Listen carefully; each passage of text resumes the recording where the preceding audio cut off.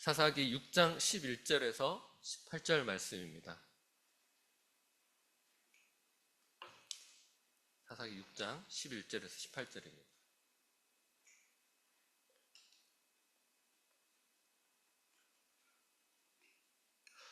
같이 하겠으면 제가 한 절을 읽고 여러분들 한 절을 읽고 이렇게 교독하겠습니다. 여호와의 사자가 아비에셀 사람 요아스에게 속한 오브라에 이르러 상수리 나무 아래에 앉으니라. 마침 요아스의 아들 기드온이 미디안 사람에게 알리지 아니하려 하여 밀을 포도주 틀에서 타작하더니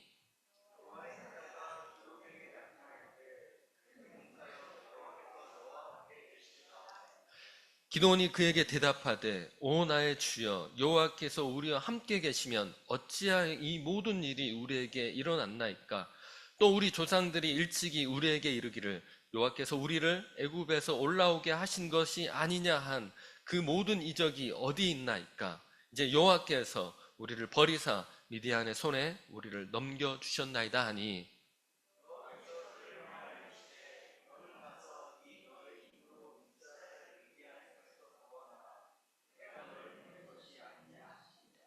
그러나 기드온이 그에게 대답하되 오 주여 내가 무엇으로 이스라엘을 구원하리이까. 보소서 나의 집은 므낫세 중에 극히 약하고 나는 내 아버지 집에서 가장 작은 자니이다 하니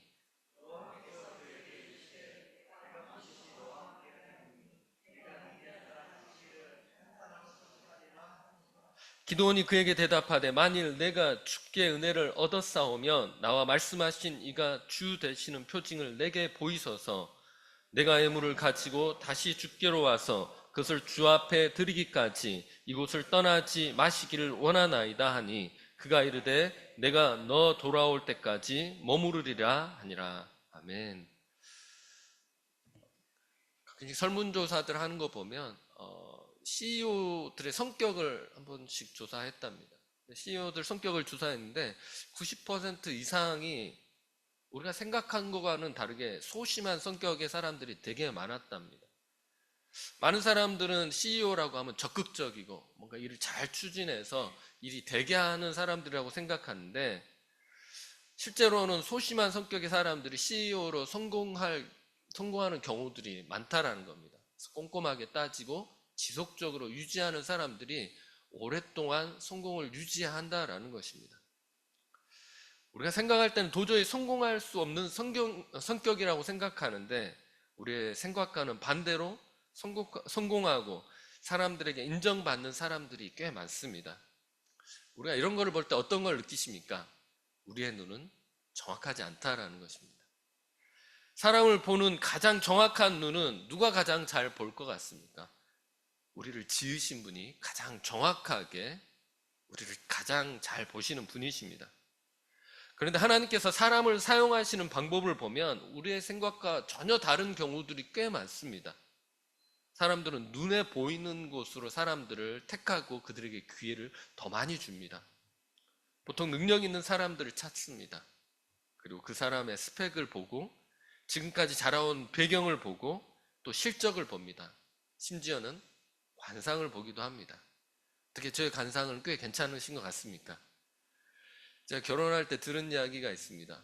와이프 보고는 진짜 이쁘다 아름답다 그러던데 저 사진을 보더니 착하게 생겼다라고 그렇게 말씀하시더라고요.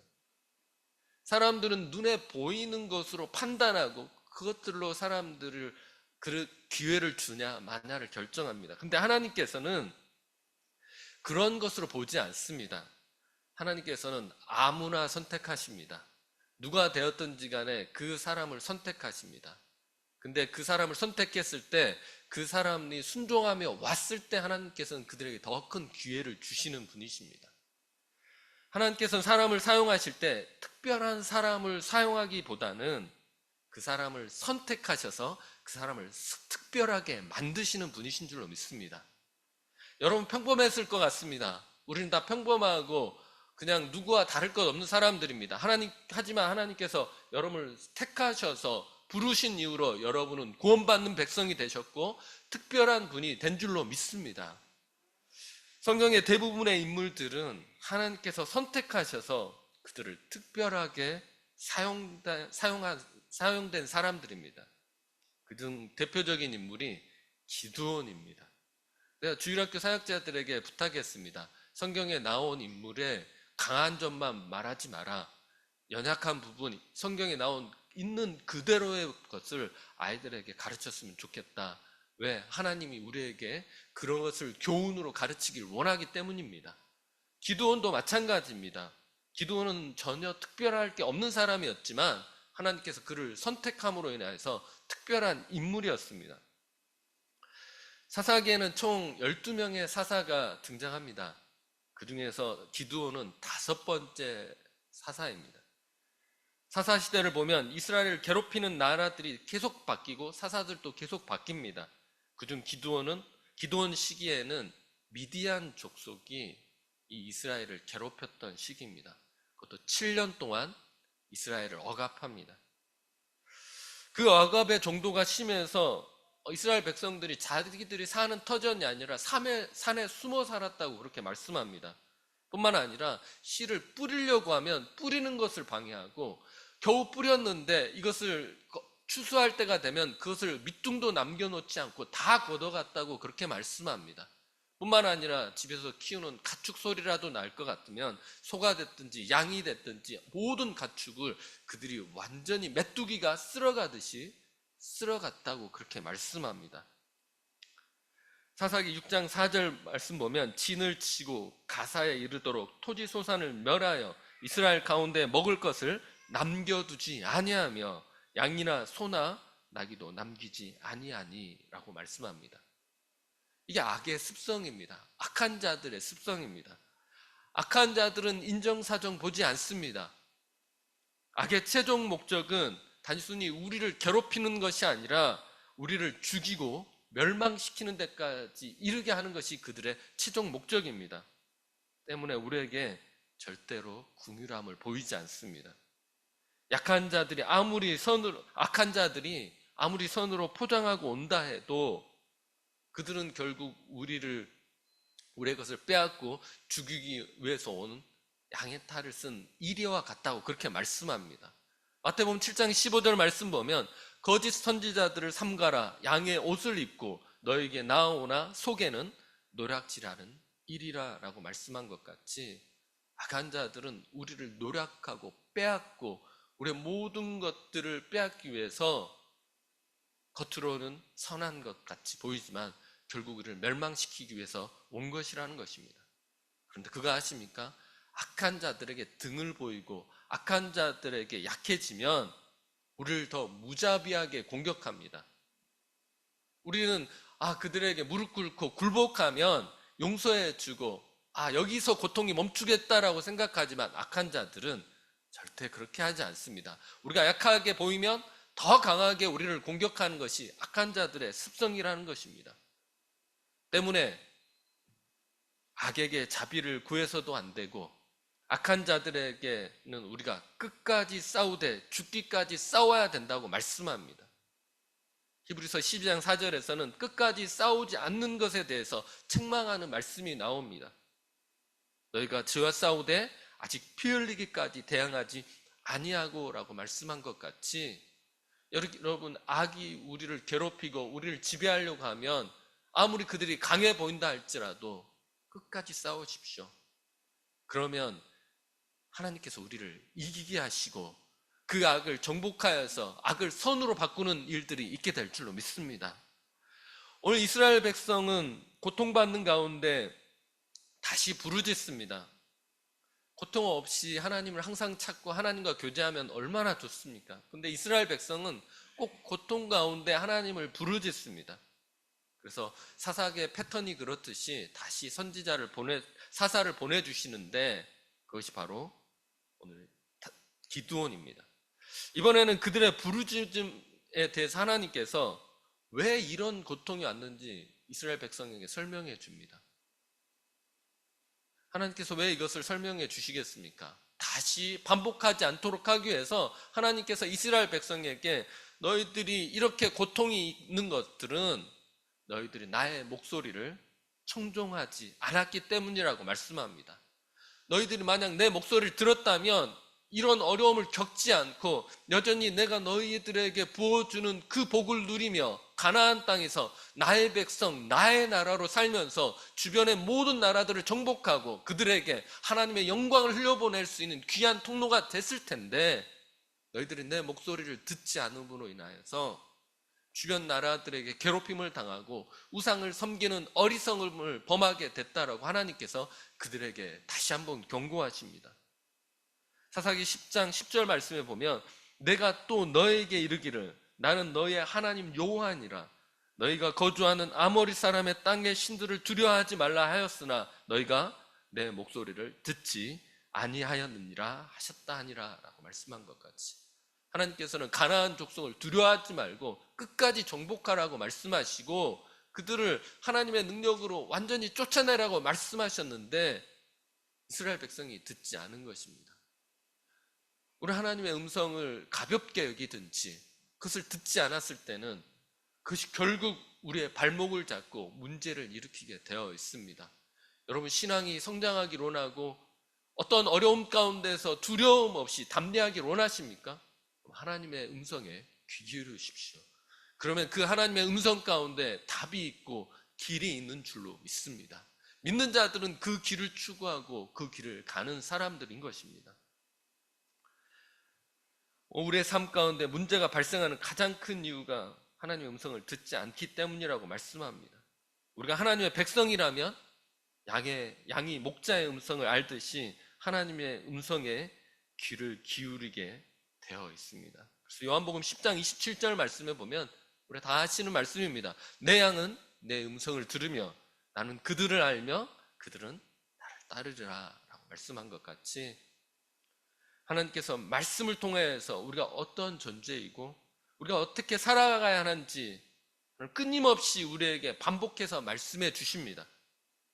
그래서 우리가 듣지 않아서 우리가 세상에서 주변의 소리에 민감한 것이지, 우리가 하나님의 음성을 듣는다면 세상 속에서도 우리는 두려워하지 않을 수 있는 줄로 믿습니다. 왜냐하면 하나님께서는 이미 우리에게 승리할 것을 약속하셨기 때문입니다. 세상과 싸워서 이기게 하시고 심지어 하나님께서 죽음을 이기게 하시겠다는 그 승리까지 우리에게 주신 것입니다. 세상 사람들은 연세가 들어가면 들어갈수록 죽음에 대한 두려움이 있지만 믿는 자들은 연세가 들어가면 들어갈수록 하나님의 나라를 바라보기 때문에 더 큰 소망으로 함께하게 될 줄로 믿습니다. 하나님의 음성을 들으시는 분들은 어떠한 것도 두려워하지 않습니다. 하나님이 함께하시기 때문입니다. 오늘 이스라엘 백성이 이러한 고통 가운데서 오늘 기드온을 부르십니다. 기드온을 부르실 때 사사기 6장 11절 말씀에서 보면 큰 용사라고 부르십니다. 근데 하나님께서는 기드온이 연약할 때 부르셨는데 그를 향해서 큰 용사라고 부르신 겁니다. 근데 실제로 그가 큰 용사인 게 아니라 내가 너와 함께함으로 내가 용사가 될 것이라는 의미입니다. 그렇기 때문에 큰 용사여 여호와께서 너와 함께 계시도다라고 말씀하신 것입니다. 기드온은 실제 강한 용사이거나 그의 잠재력을 보시고 하나님께서 부르신 것이 아니라 연약하고 부족하지만 내가 너와 함께하면 너가 용사가 될 것이라고 말씀하시는 것입니다. 이게 예언적인 말씀입니다. 우리에게 적용해 보면 우리는 연약하지만 하나님께서 함께하심으로 우리는 강한 용사가 될 것입니다. 우리의 자녀들은 연약하고 부족하지만 하나님께서 그들을 강한 용사로 부르셔서 강한 용사의 능력을 그들에게 함께함으로 인해서 세상을 이길 수 있는 자녀들로 만드실 줄로 믿습니다. 그리고 또한 기드온에게 너의 힘으로 이스라엘을 미디안의 손에서 구원하라고 말씀하십니다. 사사기 6장 14절 보면 여호와께서 그를 향하여 이르시되 너는 가서 이 너의 힘으로 이스라엘을 미디안 손에서 구원하라. 내가 너를 보낸 것이 아니냐 하시니라 라고 말씀합니다. 근데 너의 힘으로 가서 이스라엘을 미디안 손에서 구원하라고 했는데 이것 또한 마찬가지입니다.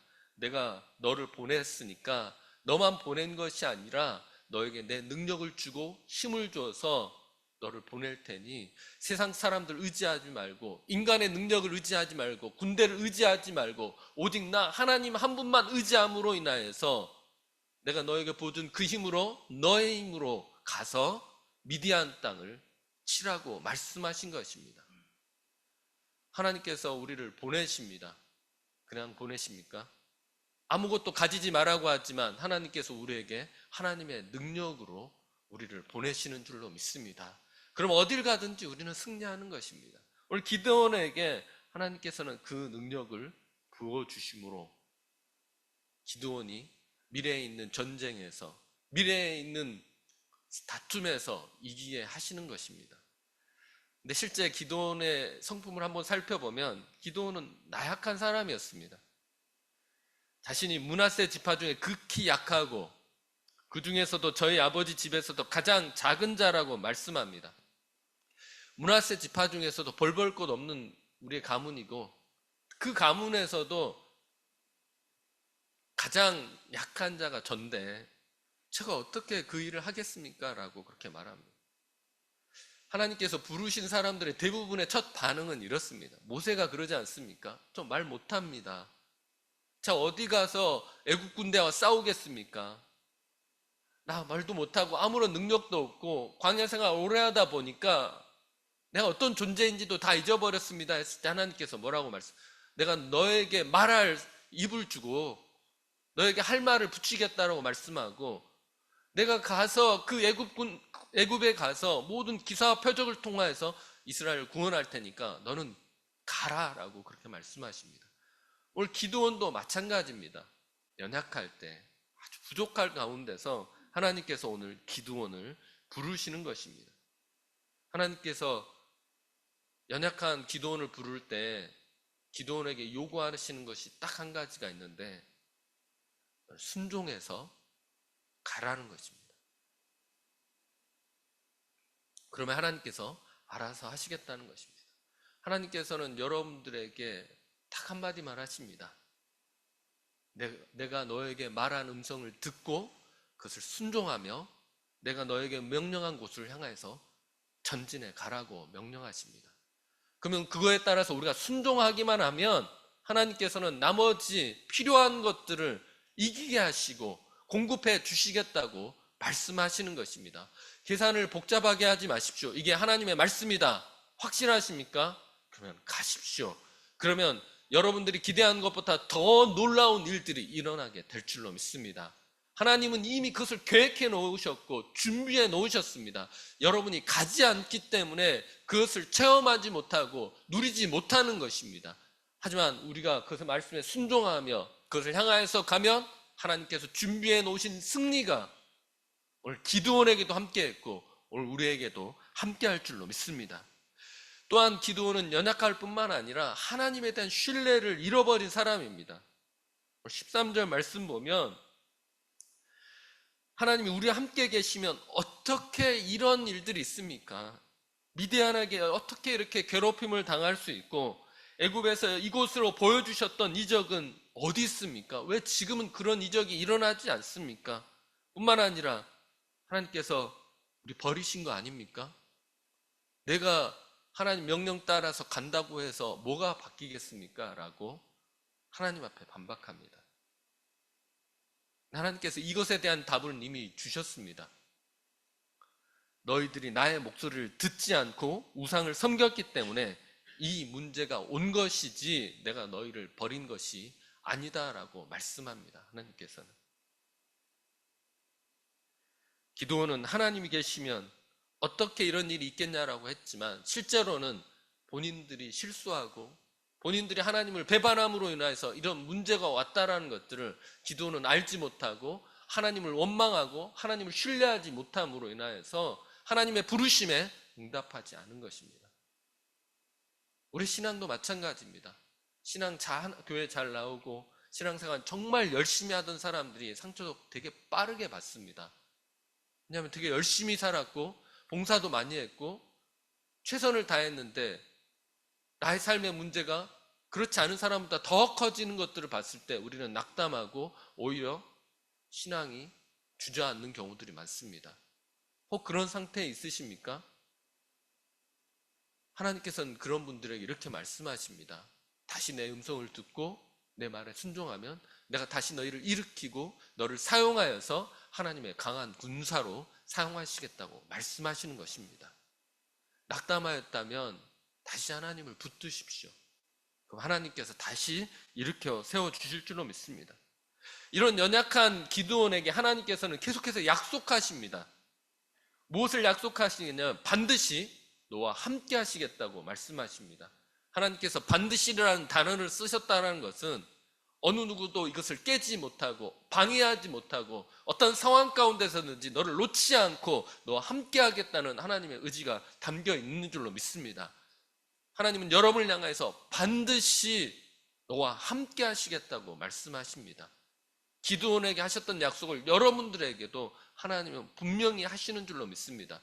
여러분 의심이 있고 시험에 들고 부족하고 연약합니까? 하나님 그 가운데 여러분을 다시 부르실 것입니다. 그럴 때 하나님께서 이렇게 약속하실 겁니다. 반드시 너와 함께 하겠다고, 힘을 채우겠다고, 너를 인도하겠다고 하나님께서 약속하실 것입니다. 그 의심이 사라질 때까지 하나님께서는 여러분들의 확신을 하나님은 심어주실 줄로 믿습니다. 뿐만 아니라 하나님께서는 미디안 사람 치기를 한 사람 치듯이 쉽게 이길 수 있게 하겠다고 하나님께서는 이미 약속하십니다. 그러니까 승리는 정해진 것입니다. 여러분의 승리도 정해진 것입니다. 한마디로 잘 따라오기만 하면 하나님께서 그렇게 하시겠다고 말씀하신 것입니다. 하나님께서 그렇게 약속하셨음에도 기드온은 믿지 못하고 뭘 보여달라고 합니까? 표징을 보여달라고 합니다. 표징은 하나님을 믿을 수 있는 증거입니다. 영어로는 사인이라고 그렇게 이야기합니다. 이 사인이라는 건 뭐냐면 이 사인을 통하여서 하나님이 어떤 분인지를 확인하는 통로인 것입니다. 기드온은 그것을 보여달라고 합니다. 신약 성경에도 보면 표적이라는 이름으로 사인이라는 영어 단어가 동시에 등장합니다. 두 개가 동일한 단어입니다. 어떻게 사용한 거냐면 오병이어의 기적을 했을 때 이것을 표적이라고 그렇게 이야기합니다. 오병이어의 기적을 통하여서 우리는 예수님이 어떤 분인지 알 수 있습니까? 예수님이 하나님이심을 알 수 있는 사인이 바로 오병이어의 기적인 것입니다. 오늘 기드온은 나에게 사인을 보여주셔서 하나님이 진짜 미디안을 치고 이스라엘을 구원하시는 분인지 나에게 보여달라고 그렇게 하나님 앞에 요구하는 것입니다. 하나님께서는 기드온에게 그런 요구했을 때 그냥 믿으라면 믿지 왜 안 믿냐라고 할 수도 있지만 하나님께서는 실제 표징을 보여주십니다. 첫 번째 표징과 두 번째 표징이 있는데 첫 번째 표징은 제사를 통하여서 하나님이 그 표징을 보여주십니다. 기드온이 제사 드릴 음식하고 곡물하고 또 고기를 준비했는데 하나님께서 그 제물에 불이 붙게 하심으로 인하여서 하나님이 임재하시고 너와 함께 하시겠다는 것들을 보여주십니다. 그것을 보고 기드온이 하나님이 살아계심을 다시 한번 느낍니다. 그것을 느끼고 나서 근데 중요한 건 이 표징을 보고 기드온이 움직이지 않으면 아무런 의미가 없습니다. 근데 다행히 기드온은 이 표징을 보고 하나님의 말씀에 순종하여서 움직이기, 행동하기 시작합니다. 그 첫 번째 행동했던 것들은 바알과 아세라상을 헐고 아세라상은 나무로 되어 있는데 이것을 쪼개가지고 제단의 땔감으로 사용합니다. 표징을 보여주기 전까지는 내가 어떻게 싸울 수 있겠습니까? 라고 했는데 보여주자마자 이 기드온은 과감하게 그 많은 사람들이 섬기고 있던 바알신을 무너뜨리고 아세라상을 그가 무너뜨린 것입니다. 사사기 6장 25절에 26절 말씀입니다. 그날 밤에 여호와께서 기드온에게 이르시되 내 아버지에게 있는 수소 곧 7년 된 둘째 수소를 이끌어오고 내 아버지에게 있는 바알의 제단을 헐며 그 곁에 아세라상을 찍고 또 이 산성 꼭대기에 내 하나님 여호와를 위하여 규례대로 한 제단을 쌓고 그 둘째 수소를 잡아 내가 찍은 아세라 나무로 번제를 드릴지니라 하시니라 라고 말씀하는데 기드온이 순종한 것입니다. 우리 이런 사람들을 많이 봅니다. 믿기 전에는 하나님에 대해서 회의적이고 불평하고 비판했던 사람들이 하나님을 한번 만나고 나면 너무 뜨겁게 믿고 거칠 것 없이 복음을 전하는 모습을 보게 됩니다. 오늘 기드온은 그런 사람이었습니다. 하나님에 대한 확신이 없을 때는 머뭇머뭇했다가 확신이 들자마자 목숨을 걸고 위험을 무릅쓰고 그가 바알과 아세라 신상을 깨부수는 그런 용기를 그가 갖게 된 것입니다. 여러분, 하나님에 대한 확신이 있으십니까? 그 확신이 있으시면 하나님께서는 그것들을 여러분 삶 가운데 드러내기를 원하십니다. 오늘 이로 인해서 기드온은 자신의 아버지가 지은 바알의 제단을 파괴한 사람이라는 이름의 여룻바알이라는 이름을 갖게 됩니다. 조상 대대로부터 내려오던 그 우상을 깨부수고 하나님을 섬기는 사람이라는 증표로 여룻바알이라는 이름을 갖게 된 것입니다. 명예로운 이름인 것입니다. 그 이름을 갖게 되고, 그런데 오늘 이 기드온이 한 번의 표징으로 만족하는 사람은 아니었던 것 같습니다. 이스라엘 백성을 노력하기 위해서 미디안과 그 주변의 나라들이 연합해서 이스라엘을 공격하기 위해서 옵니다. 아멜렉과 동방 사람들이 다 모여서 요단강을 건너와서 이스라엘 골짜기에 진을 치고 이스라엘을 약탈할 준비를 합니다. 이때 하나님께서 다시 기드온을 부르십니다. 기드온에게 가서 이 미디안 연합군과 가서 싸우라고 명령하십니다. 이미 전쟁은 승리한 거고 너가 가서 싸우기만 하면 된다라고 하나님께서 말씀하십니다. 근데 기드온이 이번에도 뭘 요구합니까? 표징을 요구합니다. 하나님, 내가 싸워서 이길지 안 이길지 표징을 보여주면 내가 가서 싸우겠습니다라고 하니까 하나님께서 이번에도 표징을 보여줍니다. 이번에는 기드온이 양털 뭉치를 놔두고 처음에는 양털에만 이슬이 맺히고 주변에는 마르게 해달라고 합니다. 하나님께서 그렇게 해주시니까 그 다음에 또 한 번 이번에는 반대로 해달라고 그렇게 이야기합니다. 이 정도 되면 제가 하나님이었으면 짜증을 냈을 겁니다. 도대체 몇 번을 너에게 표징을 보여줘야 되는 거냐. 이 정도 했으면 이제 말 좀 듣고 그냥 가면 좋은데 계속 기드온은 보여달라고 합니다. 근데 저는 이 신앙이 나쁘지 않다고 생각합니다. 확신이 들지 않는데 하나님에 대한 믿음이 없는데 있는 척 하는 것보다 없으면 없습니다. 하나님 부족합니다. 보여주십시오라고 하는 그런 신앙이 차라리 낫습니다. 그러면 하나님께서 보여주시고 채워주셔서 그들을 강하게 하셔서 사용하실 수 있는데 신앙은 없는데 있는 척하면 쓸 수가 없는 것입니다. 하나님께서 보여주려고 하는데 하나님 저 있어요? 내가 보기엔 너 부족한데 아니 저 괜찮아요? 이렇게 하면 하나님께서 어떻게 보여주시겠습니까? 근데 기드온은 하나님 그거 보여주시고 확신이 제가 서야만 가겠습니다라고 하는 겁니다. 혹시 여러분의 신앙이 이 신앙에 머물러 계십니까? 그럼 하나님 앞에 구하십시오. 확신을 달라고. 그럼 하나님께서는 전혀 그런 것들에 대해서 여러분들 책망하지 않으실 것입니다. 기초부터 서서히 성장해서 여러분들을 결국 하나님의 사명자로 사용하실 것입니다. 하나님께서 아무 말씀하지 않고 그 표징을 보여주시고 이제 전쟁 준비를 합니다. 근데 하나님께서 그것을 보여주신 이유는 지금의 기드온을 사용하기 위해서이고 이제 하나님께서 그 표징을 보여주고 난 다음에 이제부터는 기드온에게 하나님이 뭔가 요구하십니다. 내가 너에게 이제 충분히 보여줬지? 이제 너의 믿음을 나에게 보일 차례다라고 그렇게 하나님께 말씀하십니다. 하나님에 대해서 수많은 체험을 하시고 하나님에 대해서 많이 아시고 공부 많이 하셨습니까? 그러면 하나님께서 여러분들의 이렇게 말씀하시고 이제 너의 믿음을 보일 차례라고 말씀하실 것입니다. 우리 하나님을 신뢰한다면 우리는 우리의 확신을 행동으로 보여야만 하는 것입니다. 많은 신앙인들이 처음 하나님께서 보여주신 표징을 나중에 성장해서도 계속 보여달라고 합니다. 뭘 자꾸 보여달라고 하는지 모르겠지만 이것은 어린아이와 같은 신앙입니다. 하나님께서는 어느 정도 우리의 믿음이 성장하면 분명히 표징 없이, 눈에 보이는 기사와 표적 없이 말씀만으로도 순종해야 하는 믿음을 우리에게 요구하십니다. 그렇게 하면 우리의 신앙은 성장하는 것입니다.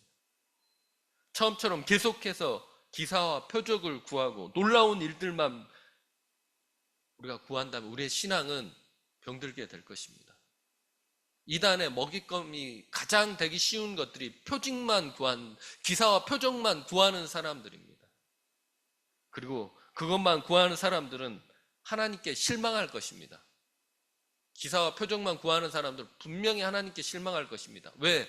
나의 타이밍과 하나님의 타이밍이 다르기 때문입니다. 우리는 항상 지금 내가 원하는 이것을 구하는데 하나님께서는 지금이 아니라 내가 원하는 때에 너에게 가장 필요한 것을 공급해 주시겠다고 하시기 때문에 내가 원하는 것과 다르기 때문에 우리는 하나님께 기사와 표적만 구하면 실망하게 될 거라는 것입니다.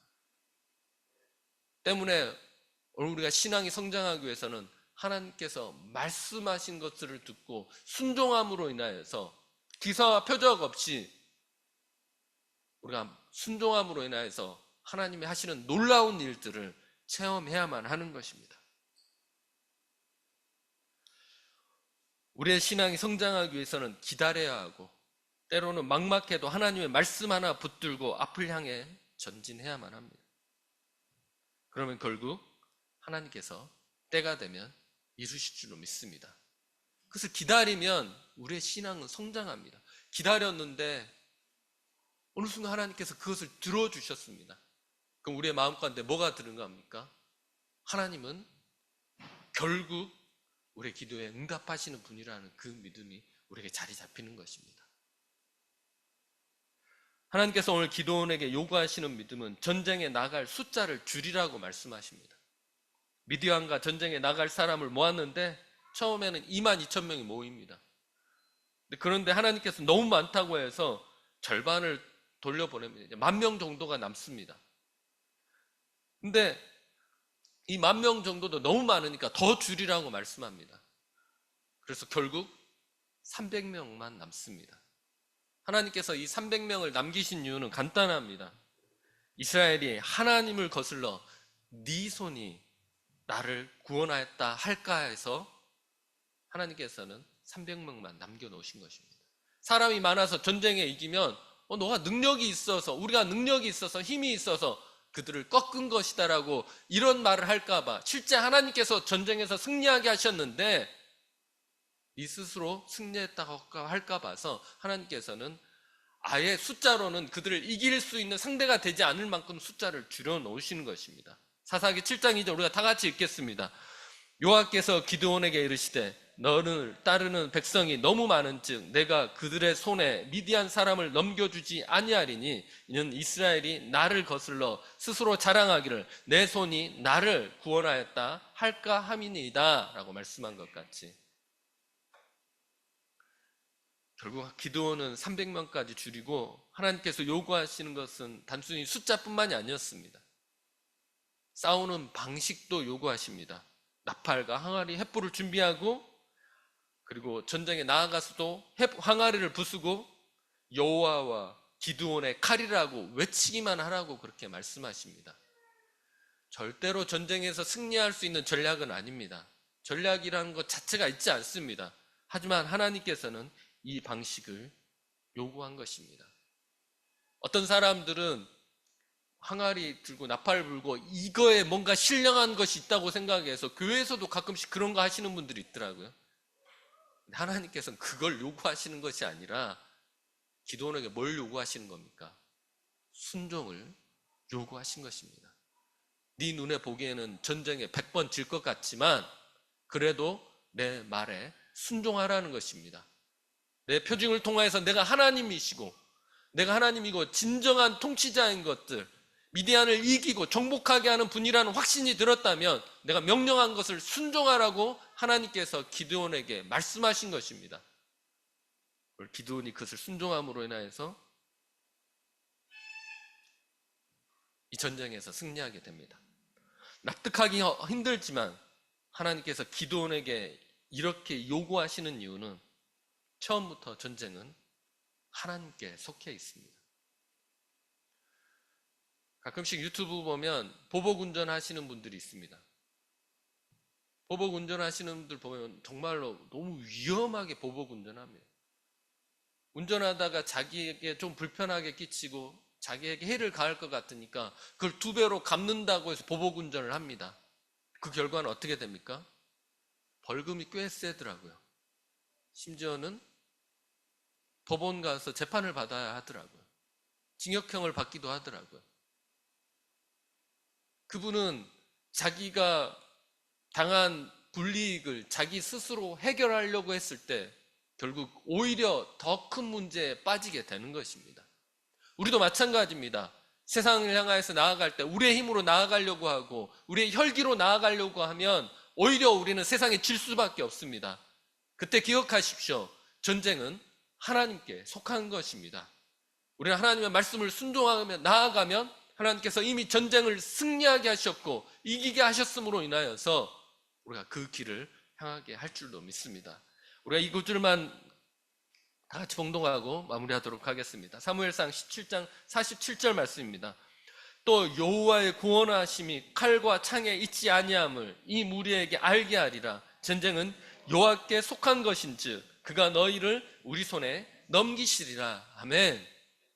우리는 하나님의 음성에 귀 기울여서 이것이 하나님의 음성인지만 확인하시면 됩니다.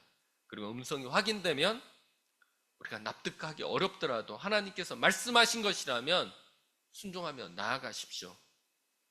이럴 때는 내 생각을 내려놓으셔야 되고 그러면 하나님께서 연약한 우리를 사용하셔서 용사가 되게 하고 전쟁에서 승리하게 하시고 하나님께서 이 모든 전쟁을 이기게 하실 줄로 믿습니다. 하나님은 여러분을 위해서 다 준비해 놓으셨습니다. 다 준비해 놓으셨습니다. 믿음으로 하나님께서 가라고 하는 방향을 향해서 걸어 나아가시면 하나님이 준비해 놓으신 것이 우리의 축복으로 흘러내려오게 될 줄로 믿습니다. 하나님을 기대하십니까? 하나님은 우리가 기대한 것 이상으로 매일매일 부어주시고 한 주간도 함께 하시고 여러분의 자녀들에게도 함께 하시고 오늘 우리의 삶 가운데 더 넘치게 하시는 분이신 줄로 믿습니다. 우리가 다 같이 기도하겠습니다. 우리가 다 같이 기도할 때에는 하나님, 오늘 우리가 연약한 믿음이 있다면 하나님 내가 연약합니다라고 고백하는 자 되게 해주시고 하나님께서 우리에게 말씀하신 것들을 귀 기울임으로 인하여서 하나님께서 승리하게 하시고 하나님께서 모든 전쟁을 이기게 하시는 분이라는 확신을 갖고 담대하게 오늘 하루도 살게 해주시고 한 주간도 살게 해주시고 죽음이 두렵지 않은 우리 되게 해주시고 세상 가운데서 하나님의 백성으로서 강한 군대처럼 두려움 없이 담대하게 사는 우리 될 수 있게 해달라고 우리가 다 같이 기도하겠습니다.